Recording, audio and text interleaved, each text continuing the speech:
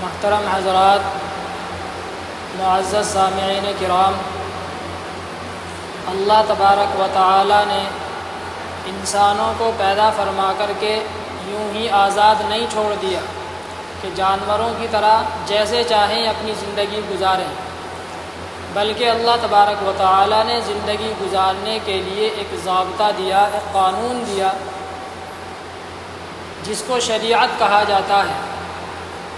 کوئی خوشی کا موقع ہو، کوئی غمی کا موقع ہو، زندگی کا کوئی بھی حال ہو، اللہ تبارک و تعالی نے انسانوں کی مکمل رہنمائی فرمائی کہ کس موقع پر کس طریقے سے اپنی زندگی کو گزارنا ہے۔ یہ محرم الحرام کا مہینہ چل رہا ہے۔ اس محرم الحرام کے تعلق سے لوگوں کے دو نظریے ہیں۔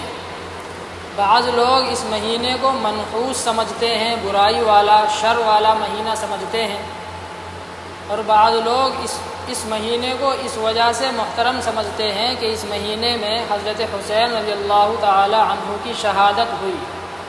حقیقت کیا ہے اس کو جاننے کی ضرورت ہے۔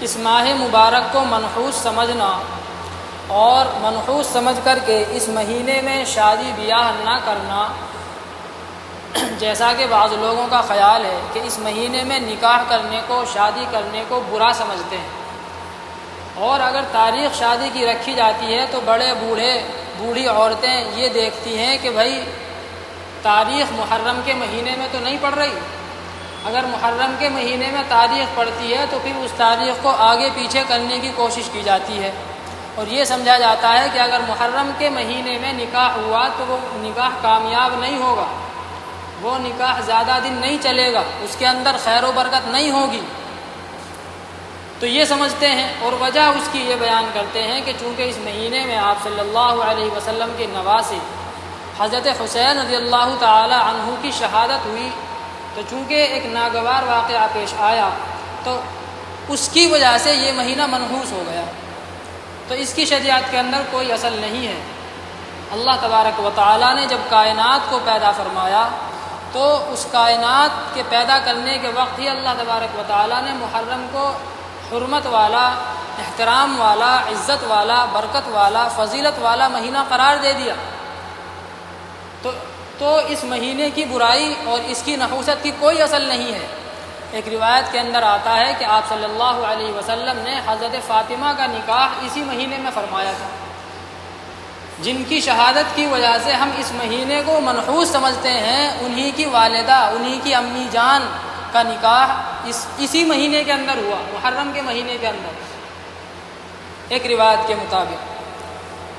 اسی طریقے سے ایک روایت کے مطابق آپ صلی اللہ علیہ وسلم کا نکاح حضرت صفیہ سے اسی مہینے کے اندر ہوا، تو آپ صلی اللہ علیہ وسلم نے اپنے عمل کے ذریعے سے یہ بتلا دیا کہ اس مہینے کو برا سمجھنا اور منحوس سمجھنا اس کی کوئی اصل نہیں ہے۔ نیز اگر اس وجہ سے کہ کسی کی شہادت یا کسی کا انتقال کسی مہینے میں ہو جائے اور اس کی وجہ سے اس مہینے کو، اس دن کو، اس تاریخ کو منحوس اور برا سمجھ لیا جائے تو پھر کوئی مہینہ ایسا نہیں بچے گا کہ جس میں آدمی نکاح کر سکے، اس لیے کہ کسی نہ کسی مہینے کے اندر کسی صحابی کا انتقال ہوا، کسی کی شہادت ہوئی، پھر تو آدمی کر ہی نہیں سکتا، کچھ نہیں کر سکتا، اس لیے کہ کسی نہ کسی مہینے کے اندر کوئی نہ کوئی ناخوشگوار واقعہ ضرور پیش آیا ہے۔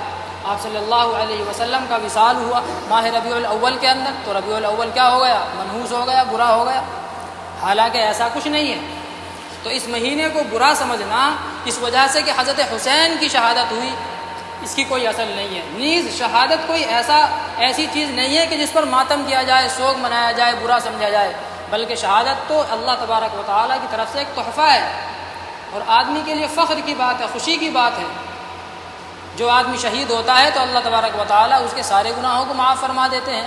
آپ صلی اللہ علیہ وسلم شہادت کا شوق آپ صلی اللہ علیہ وسلم کے دل میں اتنا تھا، آپ صلی اللہ علیہ وسلم یہ تمنا فرمایا کرتے تھے کہ میں اللہ کی راہ میں شہید کیا جاؤں، اقتلا ثم احیا ثم اقتلا ثم احیا ثم اقتلا، کہ میں اللہ تبارک و تعالیٰ کی راہ میں شہید کر دیا جاؤں، پھر زندہ کیا جاؤں، پھر شہید کر دیا جاؤں، پھر زندہ کیا جاؤں، پھر شہید کر دیا جاؤں، یعنی مجھ کو یہ مقام شہادت کا بار بار ملے۔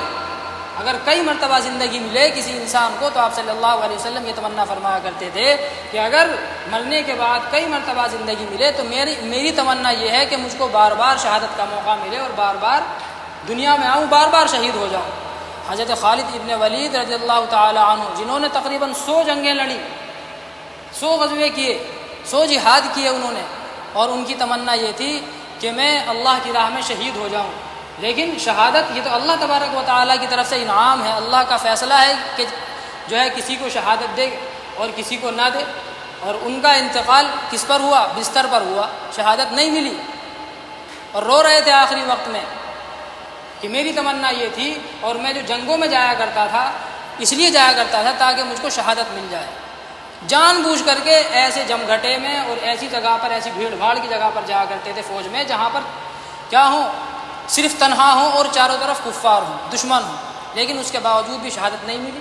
تو شہادت کوئی ایسی چیز نہیں ہے کہ اس پر غم منایا جائے، سوگ منایا جائے۔ بعض لوگ اس مہینے کے اندر سوگ منانے کو یہ سمجھتے ہیں کہ ہمیں آپ صلی اللہ علیہ وسلم اور اہل بیت سے محبت ہے، اور اس کا انہوں نے یہ معیار مقرر کر لیا اپنی طرف سے، حالانکہ یہ کوئی معیار نہیں ہے، یہ ان کا خود ساختہ معیار ہے۔ آپ صلی اللہ علیہ وسلم نے اس کی اجازت نہیں دی۔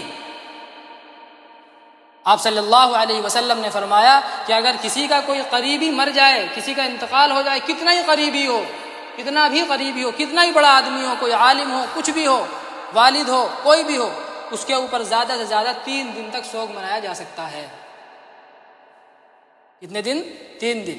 صرف بیوی کے لیے اجازت ہے کہ وہ اپنے شوہر کے لیے 4 مہینے 10 دن سوگ منائے، عدت گزارے۔ اس کے علاوہ کسی کے لیے جائز نہیں ہے کہ 3 دن سے زیادہ سوگ منائے کسی کے اوپر۔ تو آپ صلی اللہ علیہ وسلم کی تعلیم تو یہ ہے، اور ہم ہر سال حضرت حسین رضی اللہ تعالی عنہ کی یاد میں اپنے خواہش کو پورا کرنے کے لیے، صرف دکھانے کے لیے، حالانکہ دلی محبت نہیں ہے، اگر دلی محبت ہوتی تو آپ صلی اللہ علیہ وسلم کے طریقوں پر عمل کرتے، ہم حضرت حسین کے طریقوں پر عمل کرتے ہم، لیکن اس پر عمل کرنے کے لیے تیار نہیں۔ نماز نہیں پڑھیں گے، دین پر عمل نہیں کریں گے، اسلامی احکامات پر عمل نہیں کریں گے، شریعت پر عمل نہیں کریں گے، لیکن دکھانے کے لیے ماتم کریں گے کہ ہمیں محبت ہے، سوگ منائیں گے۔ یہ غلط ہے۔ نیز آپ صلی اللہ علیہ وسلم نے فرمایا کہ جو آدمی سوگ منائے، ماتم کرے اور اپنے چہرے کو پیٹے، اپنے جسم کو نقصان پہنچائے، اپنے کپڑے پھاڑے، تو اس کا ہم سے کوئی لینا دینا نہیں ہے۔ آپ صلی اللہ علیہ وسلم نے فرمایا لیس منا من ضرب الخدود وشق الجیوب ودعا بدعوى الجاہلیہ، کہ ایسے شخص کا ہم سے کوئی لینا دینا نہیں ہے جو اپنے چہرے کو پیٹے، غمی میں اس کا کوئی مر گیا یا کسی بڑے کا انتقال ہو گیا اور غم کی وجہ سے اپنے چہرے کو پیٹ رہا ہے، اپنے جسم کو نقصان پہنچا رہا ہے، وشق الجیوب، اور اپنے کپڑے پھاڑ رہا ہے، اپنا گریبان پھاڑ رہا ہے، اور یہ دکھا رہا ہے کہ سب سے زیادہ غم مجھی کو ہے، ودعا بدعوى الجاہلیہ، اور جاہلیت کی طرح نوحہ کرے۔ اسی طریقے سے آپ صلی اللہ علیہ وسلم نے ایسی عورتوں پر لعنت فرمائی کہ جو کسی قریبی کے مرنے پر یا کوئی بھی مر جائے اس کے اوپر نوحہ کریں، ماتم کریں، بیان کر کر کے روئیں، ایسی عورتوں پر آپ صلی اللہ علیہ وسلم نے لعنت فرمائی۔ تو یہ اسلام کا طریقہ نہیں ہے۔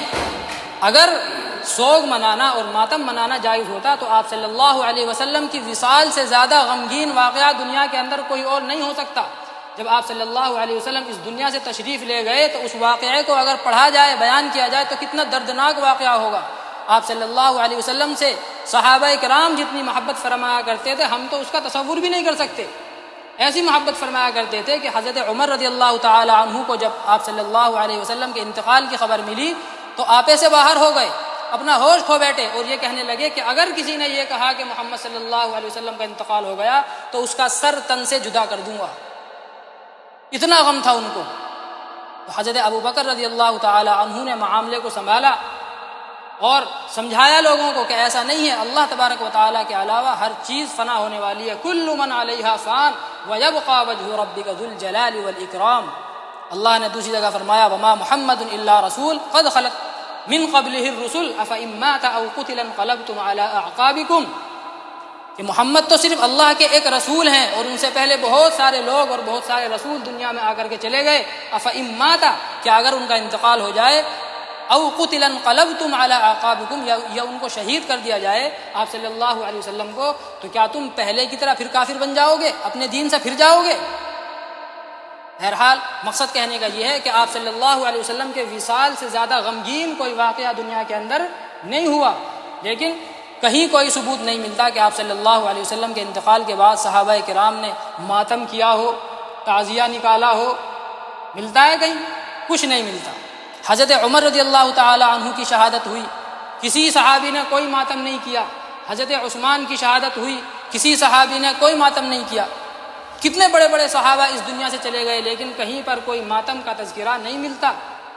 تو اگر ماتم کرنا جائز ہوتا تو حضرت حسین سے زیادہ حقدار آپ صلی اللہ علیہ وسلم ہیں ماتم کے، آپ صلی اللہ علیہ وسلم پر ماتم کیا جانا چاہیے، لیکن نہیں۔ تو پتہ یہ چلا کہ اس ماتم کی کوئی حقیقت نہیں ہے، اور یہ ہماری اپنی خرافات ہیں۔ ان تمام چیزوں سے بچنے کی ضرورت ہے۔ بعض لوگوں کا خیال یہ ہے کہ اس ماہ محرم کا جو احترام اور فضیلت ہے وہ حضرت حسین کی وجہ سے ہے، حالانکہ ایسا نہیں ہے۔ آپ حضرت حسین سے بہت پہلے، جیسے کہ میں نے ابھی آیت پڑھی، اللہ تبارک و تعالی نے فرمایا ان عدۃ الشہور عند اللہ 12 شہرا فی کتاب اللہ یوم خلق السماوات والارض منها 4 حرم، کہ اللہ کے نزدیک مہینے 12 ہیں، اور اللہ تبارک و تعالی نے یہ بات زمین اور آسمان کی پیدائش کے وقت ہی لکھ دی۔ جب اللہ تبارک و تعالی نے زمین اور آسمان کو پیدا فرمایا اسی وقت لکھ دیا کہ مہینے کتنے ہوں گے؟ 12، اور ان میں سے 4 مہینوں کو محترم بنایا، باعزت، فضیلت والا، افضل بنایا۔ وہ 4 مہینے کون کون سے ہیں؟ ذی قعدہ، ذی الحجہ، محرم اور رجب۔ یہ 4 مہینے اللہ تبارک و تعالی نے محترم بنائے۔ تو حضرت حسین کی شہادت سے تو پتہ نہیں کتنے سال، لاکھوں سال پہلے اللہ تبارک و تعالی نے اس مہینے کو فضیلت والا بنا دیا۔ تو یہ خیال دل کے اندر رکھنا کہ حضرت حسین کی وجہ سے اس مہینے کی فضیلت ہے، اس کی بھی کوئی اصل نہیں ہے۔ اس مہینے کے اندر جو کرنے کا کام ہے وہ صرف یہ ہے کہ 10 محرم کا روزہ رکھا جائے، اور ایک دن پہلے یا بعد کا ایک روزہ اور ملا لیا جائے، اس لیے کہ صرف 10 محرم کا روزہ رکھنا یہ مکروہ ہے۔ آپ صلی اللہ علیہ وسلم نے فرمایا کہ اگر میں اگلے سال زندہ رہا تو 10 محرم کے ساتھ میں ایک روزہ اور رکھوں گا، یعنی آگے یا پیچھے، اس لیے کہ 10 محرم کا تنہا روزہ یہ یہودی رکھتے ہیں۔ وہ اس وجہ سے رکھتے ہیں کہ 10 محرم کو اللہ تبارک و تعالی نے حضرت موسیٰ اور ان کی قوم کو فرعون کے ظلم سے نجات دی تھی۔ تو آپ صلی اللہ علیہ وسلم نے فرمایا کہ اس دن روزہ رکھنے کے تو حقدار زیادہ ہم ہیں۔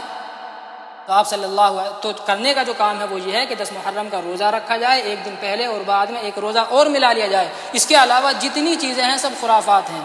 غم منانا، کالے کپڑے پہننا اس مہینے کے اندر خاص طور سے یہ سب ناجائز ہے، گناہ ملتا ہے، بدعت کی چیزیں ہیں۔ اس وجہ سے کالے کپڑے پہننا کہ غم کے طور پر، سوگ منانے کے طور پر، ویسے ہی آدمی نے اتفاق سے پہن لیا تو کوئی حرج نہیں۔ اللہ تبارک و تعالی ہم سب کو عمل کرنے کی توفیق عطا فرمائے۔ وآخر دعوانا الحمد للہ رب العالمین۔